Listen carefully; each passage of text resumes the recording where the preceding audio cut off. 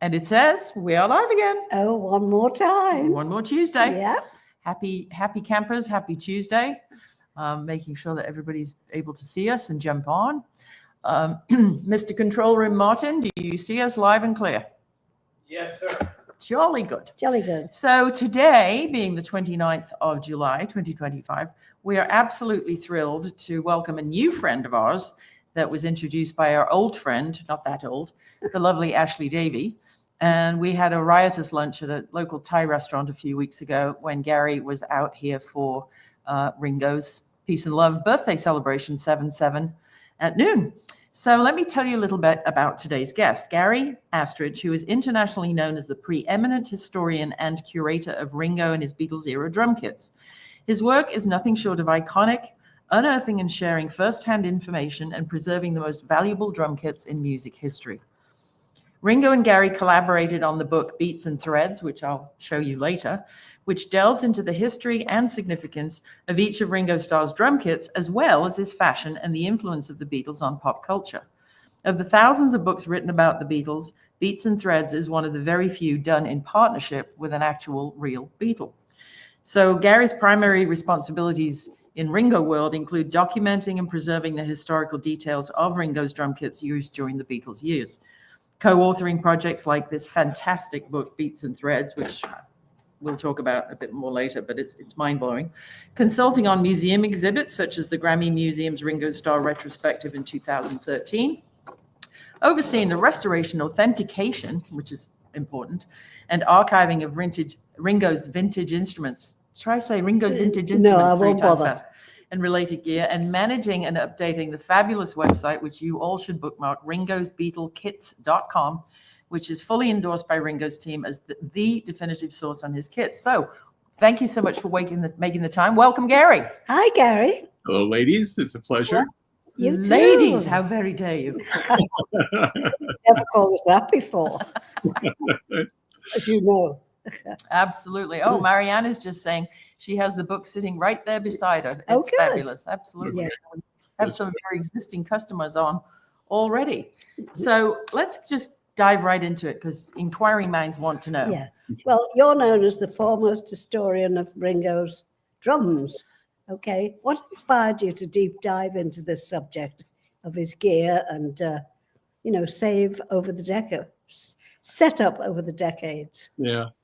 Well, for me, it goes way back to seeing the Beatles on the Ed Sullivan Show. That changed my life. And it's like the story of millions of other people, where I wanted to play drums. I wanted to be Ringo. But along the way, as I grew older, I wanted a Ringo kit, a Ringo drum kit. So at that time, there was no internet, and it was just limited information from just like looking at, the album covers or magazines that were out and things. So I just did my best to try to find a kit, and it wasn't right, but that just turned into a passion where I just kept digging. And the more I researched and started collecting kits, the more I started realizing, God, he had more than one, and just through photographic analysis, just taking the time, I ended up amassing a collection of drum kits, all specific to what Ringo had, all the same time, period, all vintage kits. And I just learned a lot about his drums through this passion. And once I had everything, my wife Cindy was saying, "What are you going to do with this?" and I said, "I don't know." So I thought I would share the information that I had that I knew was correct, and that's when I created ringosbeatlekits.com in 2006. And I just did it for the joy of it, thinking I know there's other drummers out there that collect drums and want to have their own Ringo kits. So they went to my website, the blueprints would be there. Select a kit and start hunting. So, it was just a lifelong passion, and it still is now. And it just blossomed into something that, being a Beatles fan turned into like a fantasy that you can't even comprehend. I mean, so obviously you are a drummer, you play yourself. Yeah. Yes. Duh. I mean, why would you collect all those drums if you were a harmonica player? I don't exactly see you with a bassoon myself, but that's so. Knowing that you were doing all this, did you ever dream that Ringo's team would one day come across your site and reach out? No, never. I mean, it was, yeah, I mean, who would ever think it? And I know when I got the phone call, I was trying to think of who's disguising their voice, which one of my friends is doing this, you know, and it really was a distraction, especially when you get that type of a phone call when you're in your office doing your normal business and you get blindsided with something like this. It was hard to wrap my head around. But yeah, you had to have thought it was a wind-up, right? Oh yeah, for sure. Yeah, for sure. And in this day and age of AI voice cloning, you know, God help us all, you'd have to ask. It would be so tough, yeah. But once you know, I took it serious, and then it became serious when I got a non-disclosure to sign, and then photographs of Ringo's drums started coming in for me to try to piece his drum kits together. You know, then it was just like a really fast, natural transition. So, what was it? Where was it? Describe the scene for our viewers and listeners. Where was it, and when? And okay, yes. When you first met Ringo, the first meeting, and how did you sort of prepare for it? Well, I never really met Ringo. It was just all his people and the people from the Grammy Museum. Right. And you know, so it just started out that way, where you know, and it was the premise of the Grammy Museum called saying, we just signed an agreement with Ringo and Barbara. We're going to do an exhibit on his life called Ringo, Peace and Love. And we have a lot of things that they're going to loan us. But we asked specifically for the drum kit he used on the Ed Sullivan Show and the drum kit he used on the rooftop to signify the beginning and the end of his Beatle career. Right. So they said, the problem we're having is we called his people in London and they're saying we have drums, but nothing's organized. We don't know what tom goes with the bass drum, and there's all the same color of this black oyster pearl. So they said, we don't even know where cymbal stands are. And so when I got involved, they sent me the photos. All the drum kits were in London, and with the swirl patterns on the oyster black pearl, they're like fingerprints. So I was able to say, okay, these three drums go together and make that kit, you know. So we got it all together, and then because there was a limited period of time, we couldn't find cymbals, we couldn't find the cymbal stands and different hardware. And my thought was, you know what, you can't just take the drums we found and put them in a case and say, well, folks, here's what's left.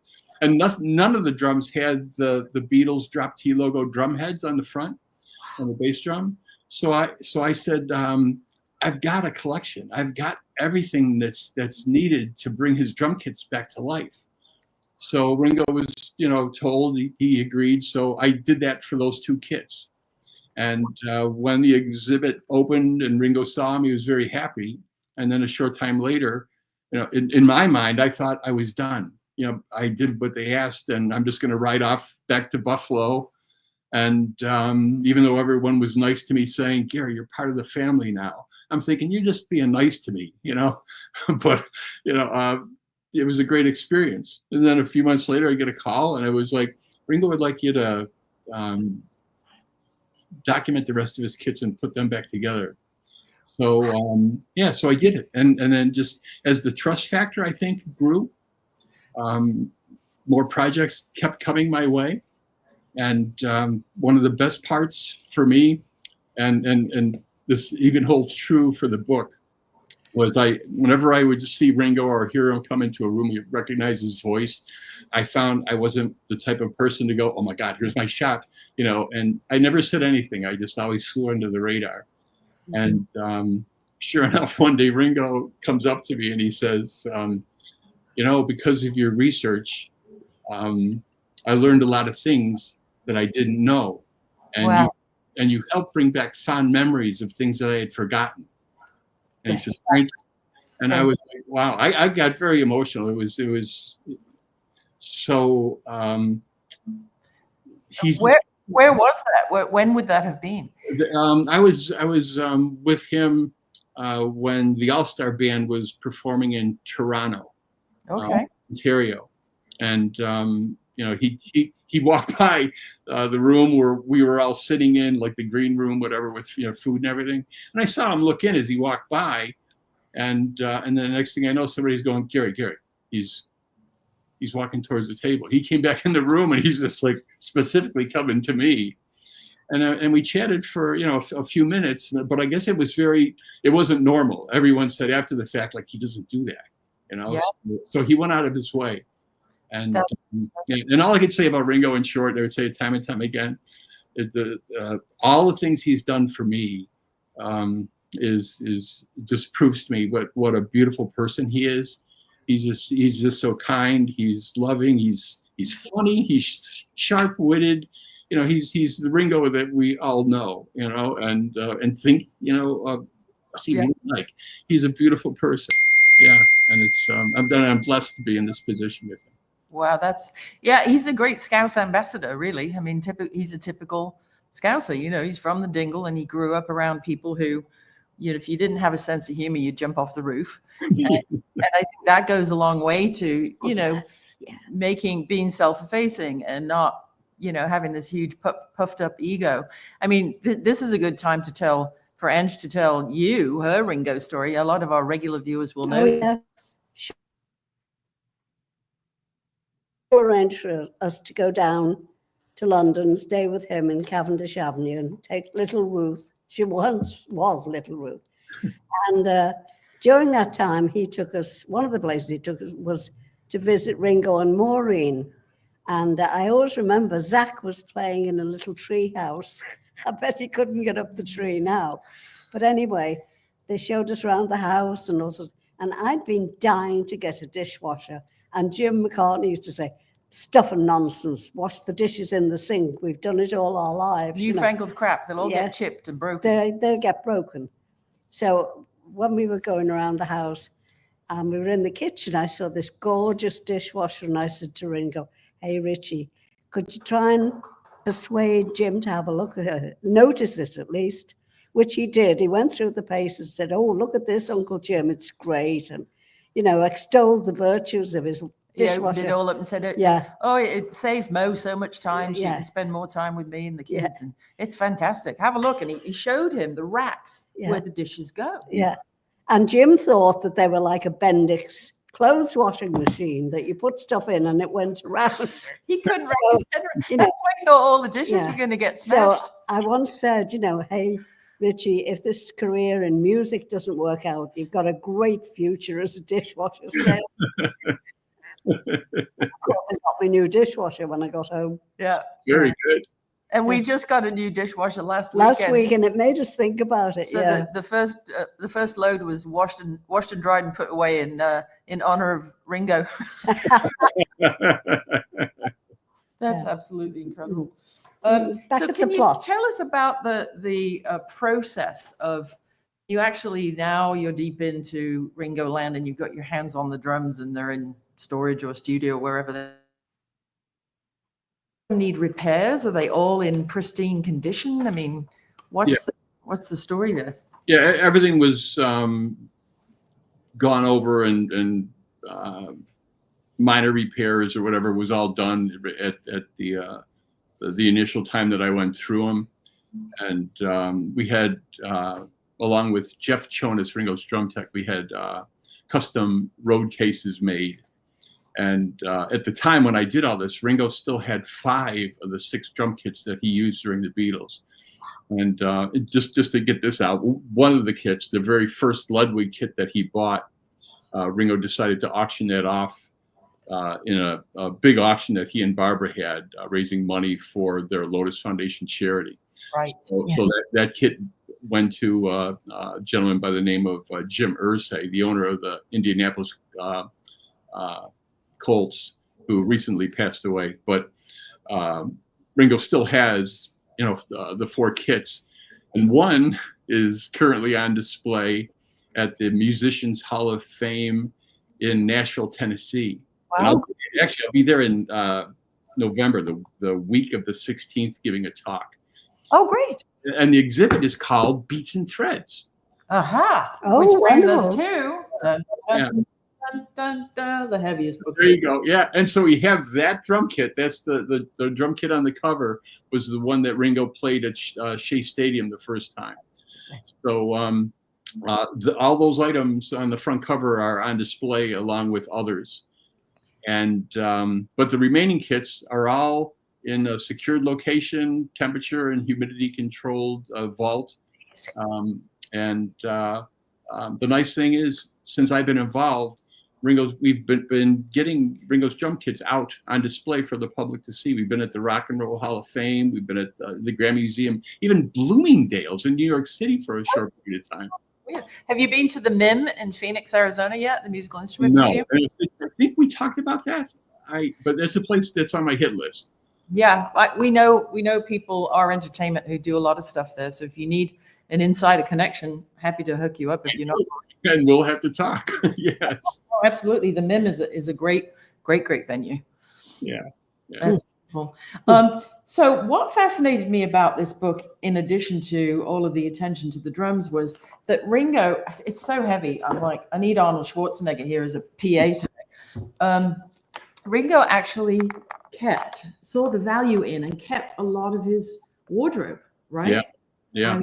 How was it consciously done, or was he just, sort of not a hoarder or a pack rat, but just a historian? Was he aware of the value of obviously the Sgt. Pepper jacket, but something like that, the green?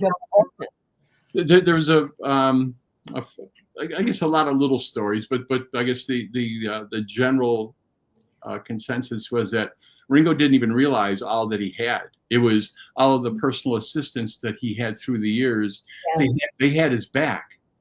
And there was even a time when Ringo lived at Tittenhurst. He would have, post Beatles, but he'd have outlandish parties, all kinds of people showing up, many that he didn't know. And people would start walking off with stuff. Oh, dear. So that he had at the time was smart enough to start securing everything. So Ringo's quite pleased to know. I'm not even kidding. Which one of these things is very funny to me. We have something similar. Ours is from Ross Dress for Less, but this is one of the Indian era caftans, right? And so but the label inside is Miss Selfridge. It's a woman's clothing store. Oh, seriously? Yes. Wow. Selfridge's was one of the first department stores in London. In fact, I saw the series. Series about the book. Yeah. Miss Selfridge was the teen label for teenage females. So I was like, oh, hello. Ringo was early to the wearing women's frocks. So he beat Monty Python to it. That's amazing. Yeah. So yeah, it's just incredible. How long did this book take to put together? You're going to tell me.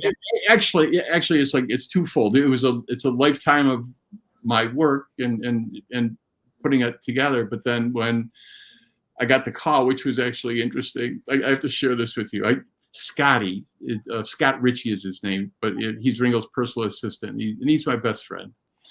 He would always say to me, Gary, you should do a book on Ringo's drums. He'll authorize it. He thinks it's cool. And I always said no. And the reason was that I just know how privileged I am. And I didn't want to ever be, in Ringo's eyes, the guy that Ringo would say, oh, here we go. I was wondering how long it was going to take. Now he's doing a book. Yeah. Pushing the envelope. Yeah. I don't want to do it. So Scotty calls one day and he says, hey, you know how I'm always asking you about doing the book? Yes. He goes, well, that's off the table. And I said, I don't care. I was going to do it anyway. So he says, we have an idea, Beats and Threads. I go, I don't get it. What is it? So he explained it to me, and I said, yeah, okay. So yeah, I can buy into that. And so he goes, it's for Ringo's charity. Everything, everything's going to be high end. He goes, Darren, Julian's auction house. We have a publishing company now. They're going to publish the book. And all you got to do is write it. So I was given carte blanche, right? Because I said, where do we start with the story? Where do we end? It's up to you. So I just said, I can do the sweet spot. From Ringo being, from childhood to the end of his Beatle career. Do it. Great. And Scotty archived all of the Ringo's clothing. He photographed it all. He and I actually me setting it up, but photographed all of the drum kits. So he put a lot into it. But I was just given the task of, it's your book, lay it out however you want, and here's the company we're working with to help you get it done.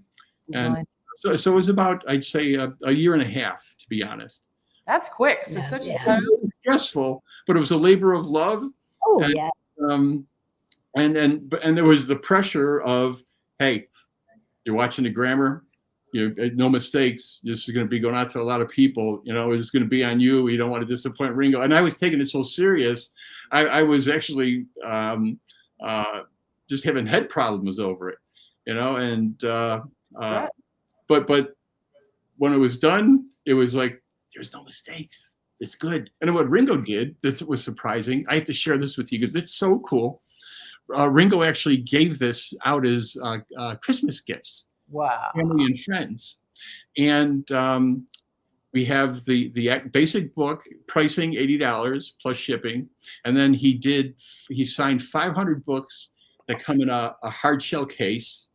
And those are, I think, 500. And now here's the cool part.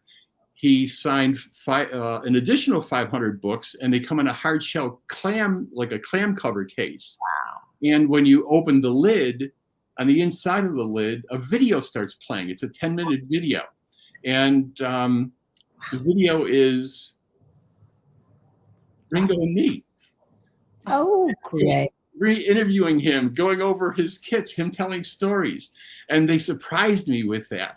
No, why are we videotaping this? Why is there like a director and film crew and stuff? They said every time Ringo does a big job or a big project, he wants it archived. And I'm going like, I've never seen this before. And they said, well, we're going to use it for social media too. I said, okay. But what they didn't tell me was that they were going to do this. And it was kind of like a special thank you to me for doing that for him. Yeah. So he took me just from being here I go. Just from being a normal guy under the radar, and he just elevated me into a spotlight that I never wanted. I feel uncomfortable being in, but it was like a very just a beautiful gift so that I am this little teeny tiny asterisk in the Beatles' history. That's amazing. Well, I would Not say you're so more than tiny, that, mate. yeah. Honest to God. Yeah, Charlie is just saying what an honor. And Sam, who is down in Atlanta, she runs Edgar Winter's digital world, social world. And as we know, Edgar was in the Ringo's All-Star Band for a couple of tours, couple of seasons. So the circle closes. It truly is a family at the end of the day. Sonia is asking, and I'm sure you can find them at ringosbeatlekits.com. Ooh, where do I find one of those books with the videos? Okay, yeah, you can go to juliensauctions.com. That's with an E, Julien's. Yes. And they're only available there. But the books are also available for purchase at the Musicians Hall of Fame in Nashville. Right. And through your website, you link. Yeah, my website, ringosbeatlekits.com, and at the Beatles Museum in Liverpool. Oh, fantastic. Yeah. That's good to know. So, this was all in aid of a good cause. Yeah, no, you were just saying you've worked to support Ringo's charity endeavors like the Lotus Foundation. Mm-hmm. How did you sort of get involved in these philanthropic efforts? Yeah, tell us a little bit more about what the Lotus Foundation is.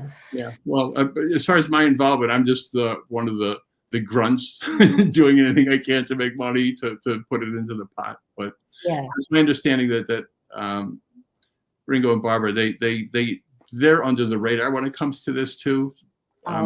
They're just always quiet about what they do, but they do a lot. And I know a lot of things that affected them in their lives, like from alcoholism and things like that. They support a lot of the programs that are out there. And cancer, there's a long list of things, maybe too numerous to mention, but they're all good causes.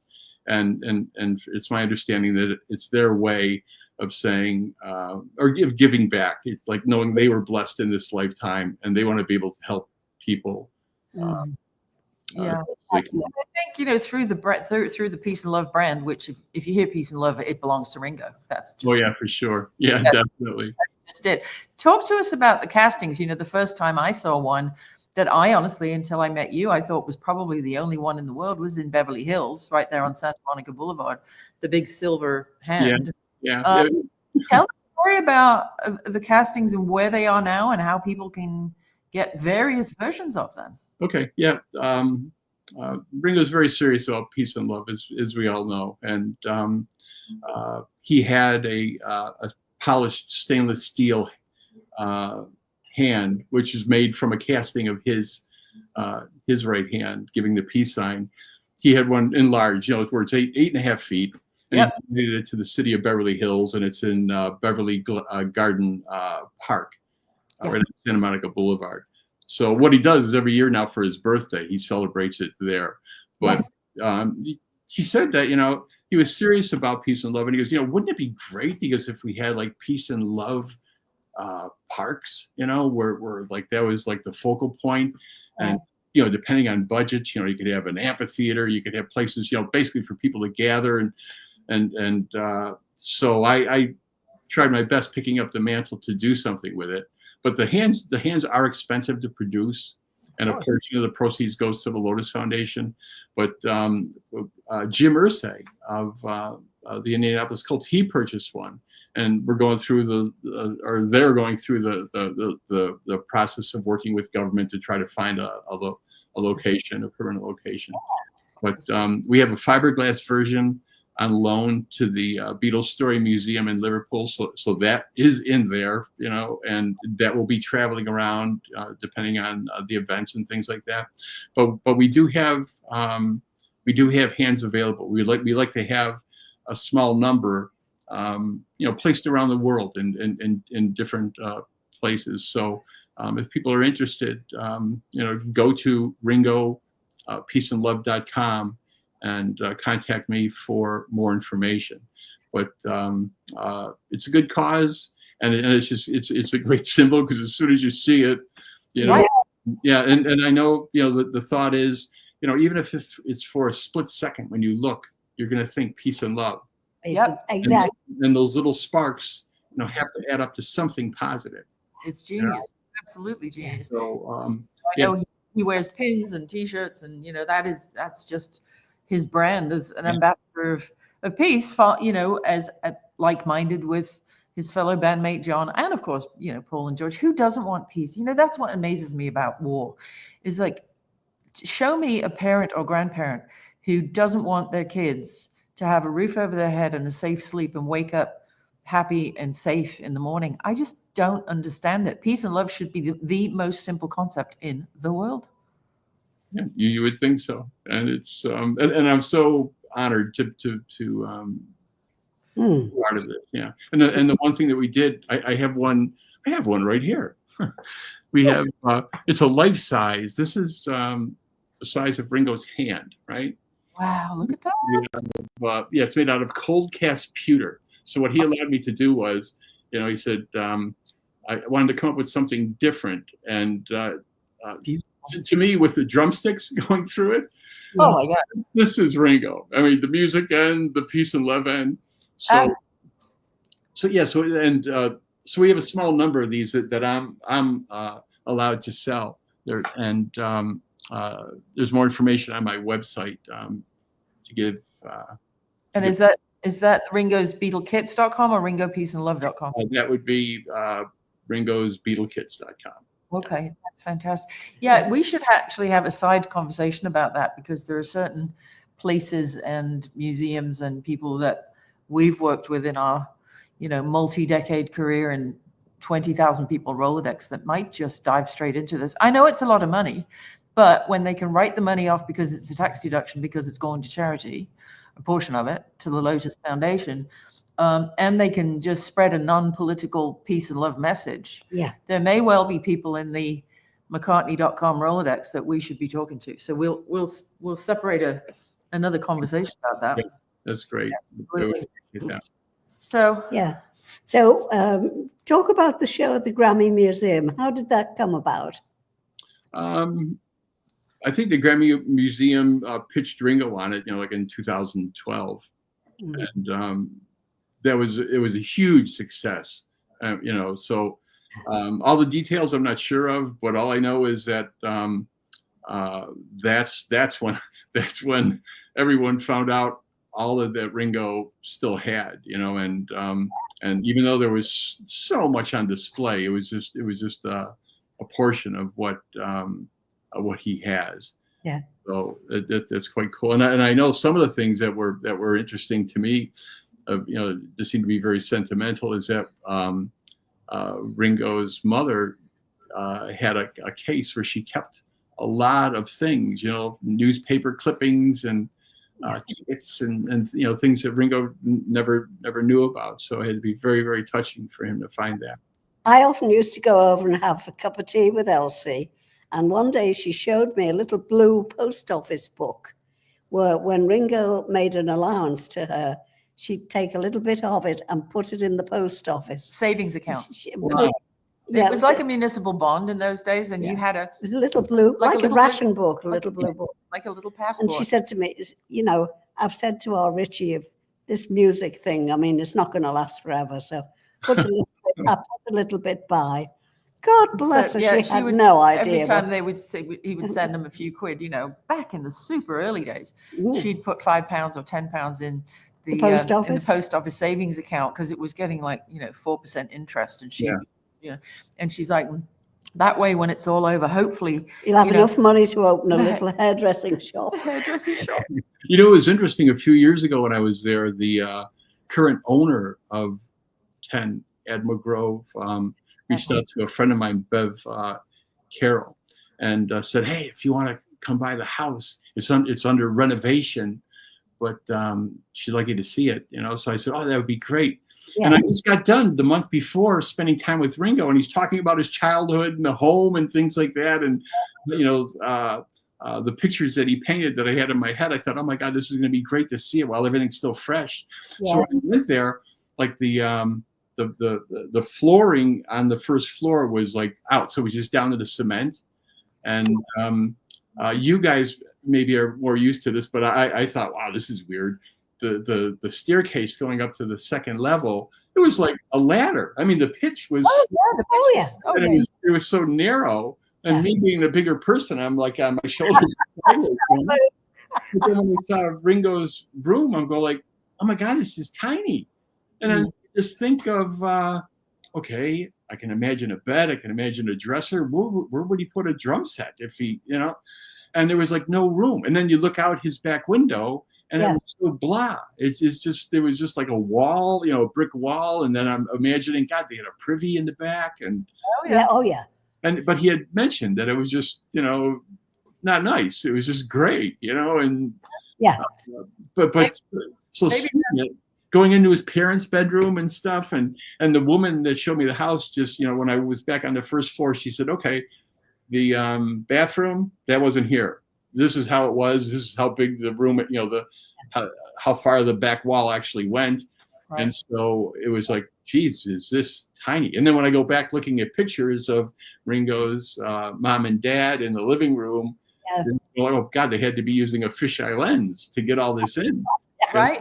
Yeah. But, we were talking about this last night, the two, maybe that's where the song Up the Ladder to the Roof came from, because they were literally like ladders. The pitch was steeper than a 45-degree angle. Yeah, absolutely. Yeah. And they always used to call it the back kitchen. And because the plumbing in those houses that had the privies in the back, the one sewer pipe led through the back alley, the back jigger, they used to call it, where you put out your rubbish and all of that. So there'd be rows of houses facing, this way, and then the alleyway in the middle, and the kitchen was always below the bathroom. So when you went straight up the stairs in any house in Liverpool, there was the toilet. The toilet was right, the bathroom was right ahead of you. That's right. And the toilet was to the right. Yeah. And then the kitchen was right below it, because they only had one outlet, one sewer, one set of plumbing, one pipe. Yeah.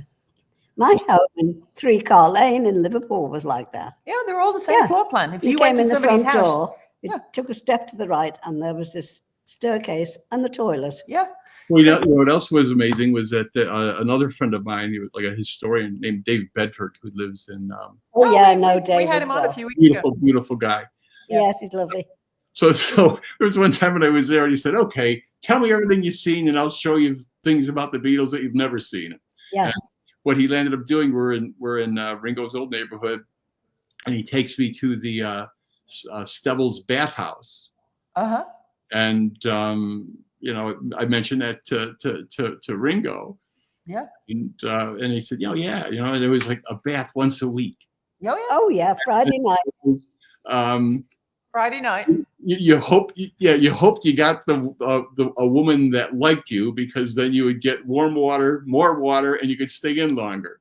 Yeah, in the that's tub. You know, so but we just used to have a big tin bathtub, and my mother would boil kettles and pans of water Friday night, plunk it into this thing, carry it into what we called the kitchen, the living room it was, in front of the fire.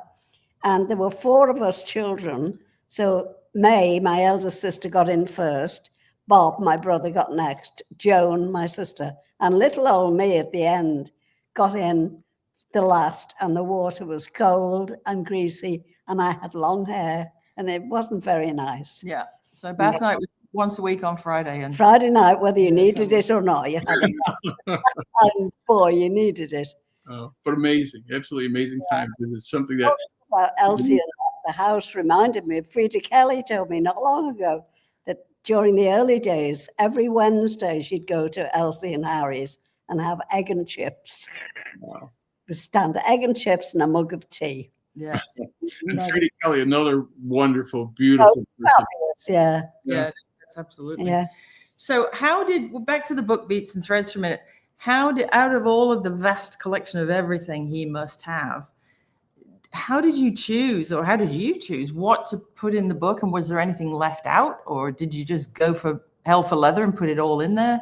Yeah, well, no, there was certain things we left out of the book because I had a conscious thought of not wanting to be too, I get the word I would use is geeky, you know, for someone to look at this and just to say, why do I need to know this?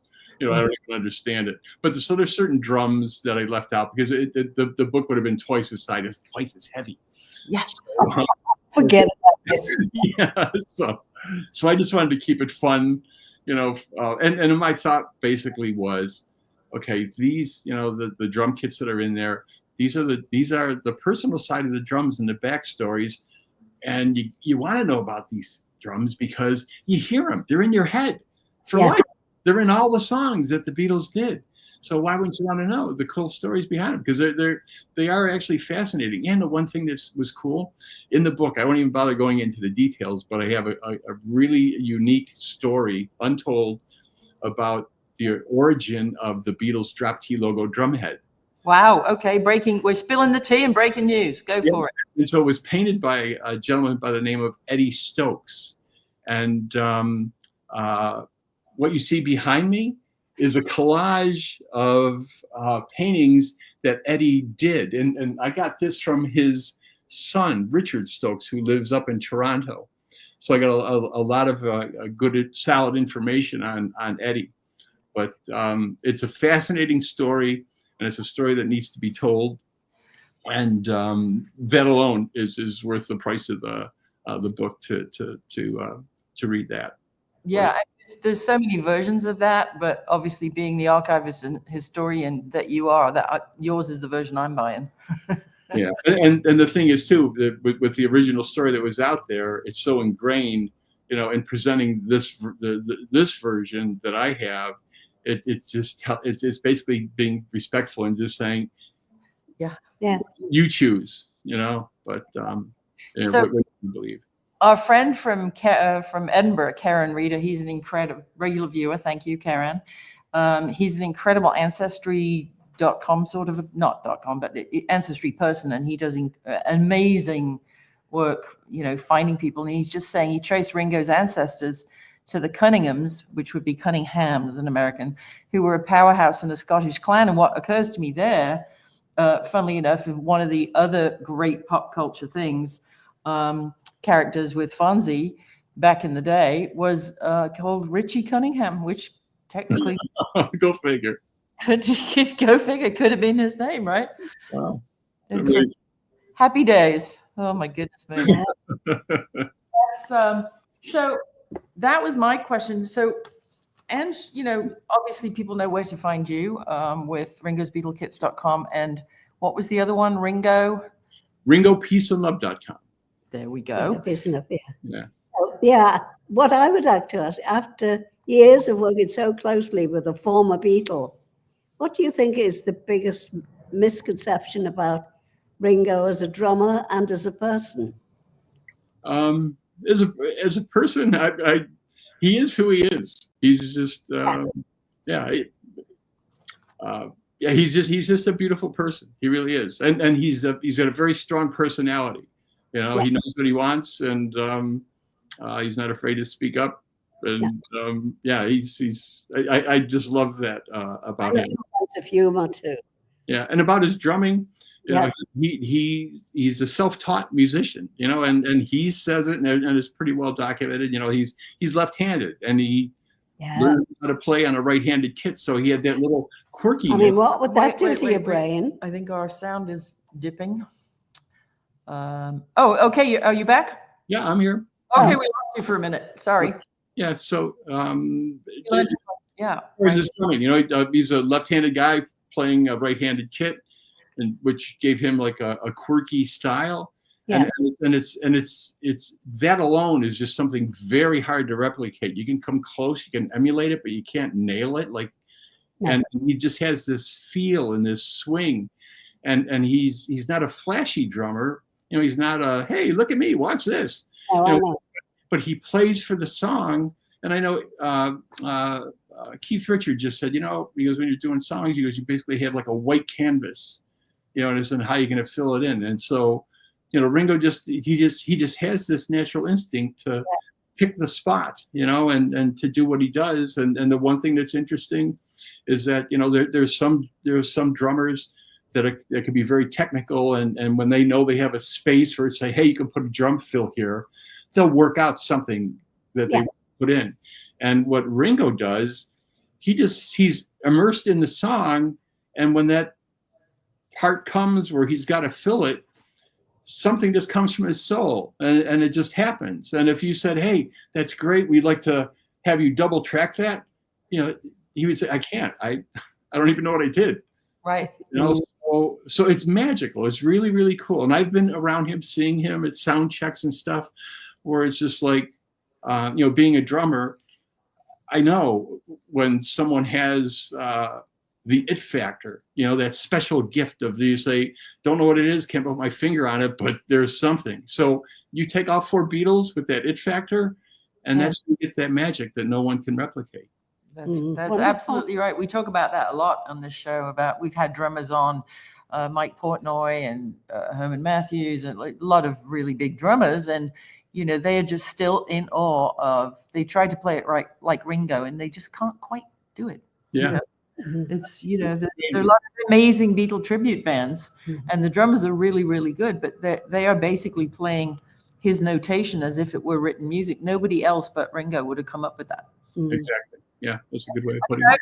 I just, in this day and age where we have the blockchain tracking credit for arrangement and this and that and the other, and every stream and every penny. I mean, Ringo really, especially when you think about something like, and fussing and fighting, my friend, 2, 3, 1, 2, 3. I have always thought, who the hell? Would I mean, he was a true arranger to me. And what else was interesting about him is he didn't need a lot of drums. He had he built his kit, and he says, this is my comfort zone, this is what I play with. So what he does through those short 8 years is just like he would tune the drums differently.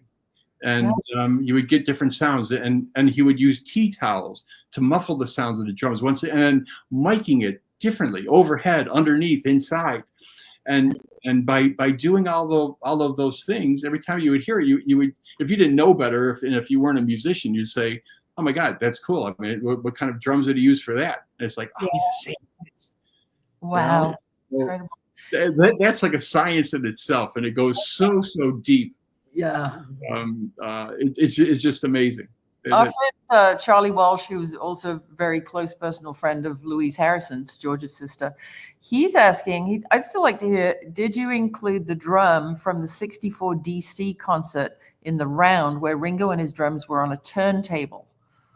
Yeah, that's the same drum set that Ringo used on the Ed Sullivan Show. Oh, really? Yeah, it's the same one. Yeah, so I mean, Ringo has it. It isn't currently on display. It may be in the future, but yeah, but he's got it, and it's cool. And Karen's asking something we didn't, obviously, because we're focused on Beats and Threads. Do you know if Ringo has any Thomas the Tank Engine souvenirs or part of his collection? That's out of my my driving lane. Well, you know, at least we asked. At Yeah. least we asked. Well, this has just been a fantastic, fantastic time.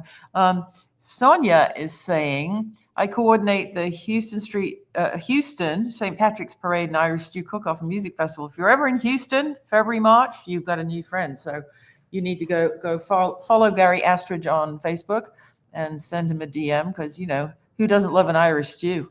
Exactly. She's won my heart over right there. Absolutely. Yeah. So many comments, so much love coming in for you, and this absolutely, it's a must-have. It's $80 in You shipping. can do it stereo. There you go. Yay! There you go. Stereo. Snap. Yeah. Fantastic. It's one of our proudest possessions, and I can't. Well, thank you enough I've for written sending a it to us. limerick for you. Uh-oh. Uh-oh. Don't call me the limerick lady for nothing. That's right. Yeah. Angie, our regular viewers will know she has a book out called Mrs. McCartney's Liverpool Limericks and Other Random Irish Haikus.